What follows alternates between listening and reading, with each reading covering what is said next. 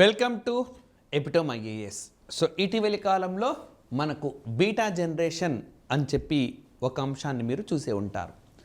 So మన competitive ఎగ్జామినేషన్స్లో ఈ particular అంశానికి సంబంధించి క్వశ్చన్స్ అనేవి వస్తూ ఉంటాయి, రైట్. మరి మనకు మీరు గ్రూప్ 1 కానీ సివిల్స్ కానీ రాసిన సైన్స్ అండ్ టెక్నాలజీ, ఓకే, శాస్త్ర సాంకేతిక అంశం అనే దానిలో కూడా అడిగే అవకాశం ఉంటుంది. సో అదేవిధంగా జనరల్ స్టడీస్ మనకి ఎక్కడైతే ఉంటుందో సివిల్స్ కావచ్చు, గ్రూప్ 1 కావచ్చు, గ్రూప్ 2 కావచ్చు, సో అక్కడ కూడా ఖచ్చితంగా సైన్స్ అండ్ టెక్నాలజీ అనే ఏరియా ఉంటుంది. సో మరి అసలు బీటా జనరేషన్ అంటే ఏంటి, ఆల్ఫా జనరేషన్ అని, మిలీనియస్ జనరేషన్ అని చెప్పి ఓకే చాలా ఉన్నాయి. ప్రతి ఒక్కటి కూడా మనం ఈ సెషన్లో చూద్దాము. ఫస్ట్ ఆఫ్ ఆల్ మనకు 1946 నుంచి 64 మధ్య ఎవరైతే జన్మించిన వాళ్ళు ఉన్నారో వాళ్ళను బేబీ బూమర్స్ అని వ్యవహరిస్తారు. సో మరి 1946 నుంచి 64 అంటే భారతదేశానికి స్వాతంత్రం, ఇంకా చెప్పాలంటే నెహ్రూ పాలనా కాలం అనుకోండి అది.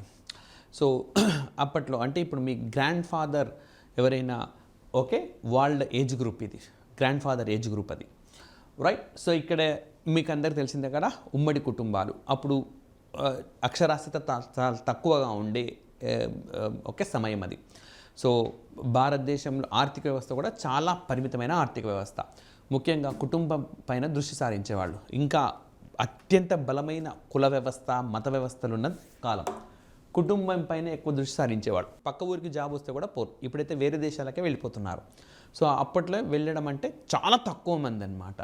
సో ఆర్థిక అభివృద్ధి లక్ష్యంతో జీవనాన్ని సాగించినారు.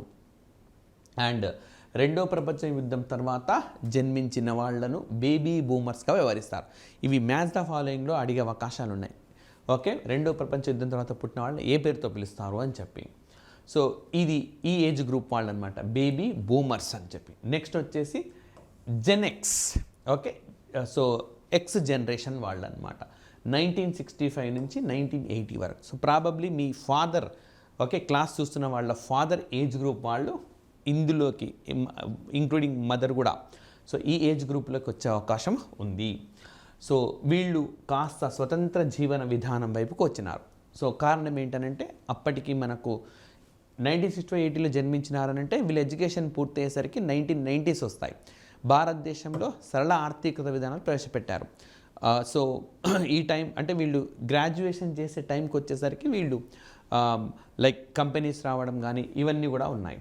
సో అండ్ టెక్నాలజీకి ఎక్కువగా మొట్టమొదటిసారిగా ప్రయారిటీ ఇచ్చినారు. సో కంప్యూటర్ వ్యవస్థ కానీ, టీవీలు కానీ, ఎలక్ట్రానిక్ గుడ్స్ కానీ అప్పుడు వచ్చినాయి.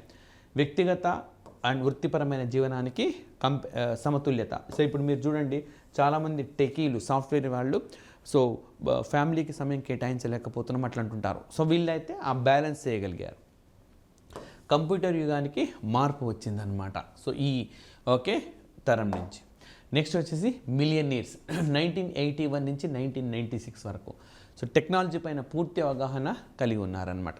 బట్ అంటే వీళ్ళు పెరిగేసరికి టెక్నాలజీ పూర్తిగా వచ్చేసింది. అండ్ మనకు ఆవిష్కరణలకు, సృజనాత్మకత, క్రియేటివిటీకి ఓకే అత్యంత ప్రాధాన్యం ఇచ్చినారు. అండ్ ఓకే వీళ్ళు భిన్నత్వాన్ని, సో ఓకే బలమైన కుల వ్యవస్థలు అంతరించినాయి.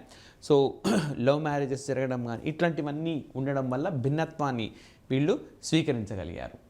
అండ్ ఇంటర్నెట్ పుట్టుకను స్వయంగా చూసిన తరం వీళ్ళని చెప్పుకోవచ్చు మనం.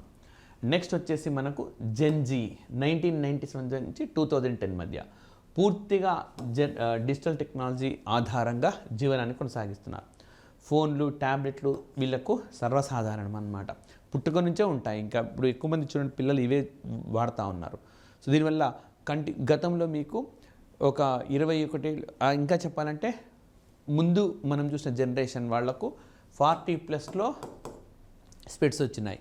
ఇప్పుడు మీకు 3rd క్లాస్, 2nd క్లాస్ అవుతున్న పిల్లలు కూడా స్పెట్స్, రైట్.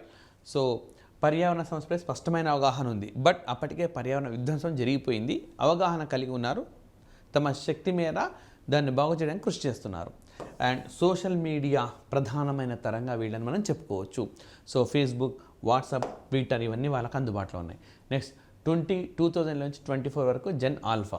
సో చిన్ననాటి నుంచే టెక్నాలజీని అంగీకరించినారు. అండ్ రిమోట్ క్లాసులు, ఏఐ టూల్స్, అది కరోనా ప్రభావము, కరోనా కంటే ముందు కంటే కూడా అంత లేదు. బట్ కరోనా తోటి పూర్తి స్థాయిలో మనకు ఆన్లైన్ క్లాసులు కానీ అదేవిధంగా కృత్రిమ మేధాన్ని కానీ వినియోగిస్తున్నారు. సాంకేతిక పరికరాలపైన ఎక్స్పీరియన్స్ వీళ్ళకి వచ్చేసింది. నెక్స్ట్ వీళ్ళంతా హైటెక్ తరంగా చెప్తున్నారు. నెక్స్ట్ జనరేషన్ బీటా 25 to 39 మధ్య పుట్టబోయే వాళ్ళు, ఆర్టిఫిషియల్ ఇంటెలిజెన్స్, మెటావర్స్ వంటివి. సో ఇప్పుడు ఈ జెన్ బీటా 2025లో ఆల్రెడీ జన్మించేసినారు. సాంకేతికతలతో పెరుగుదల. సో వీళ్ళ ప్రతి ఏజ్ గ్రూప్కి సంబంధించిన టెక్నాలజీ ఉపయోగించుకునే ఉన్నాయి. సో ఈ ఏజ్లో ఈ టెక్నాలజీకి సంబంధించి చూపించండి అని చెప్పి కూడా పెద్ద ఎత్తున మార్కెటింగ్ జరుగుతూ ఉన్నది. డిజిటల్ వాతావరణం, సమర్థతతో పాటు మానవ విలువలకు ప్రాధాన్యం ఇవ్వగల తరంగా చెప్పుకోవచ్చు. సో 2005 జనవరి 1న ప్రారంభమైన కొత్త తరం ఏది అని అంటే మనకు బీటా తరము, రైట్. సో ఈ విధంగా ఇటీవలి కాలంలో ఈ జెన్ బీటా అనేది మనకు వార్తల్లో ఉంది. సో ప్రతి తరం తమ ప్రత్యేకతతో, సాంకేతికతతో ఆర్థిక వ్యవస్థ, సామాజిక వ్యవస్థలపై ప్రభావం చూపింది. ఓకే జెన్ బీటా ఏ విధమైన ప్రభావం చూపుతుందో మనం చూడాలి. సో మరొక అంశంతో నెక్స్ట్ సెషన్లో కలుద్దాం. Thank you very much.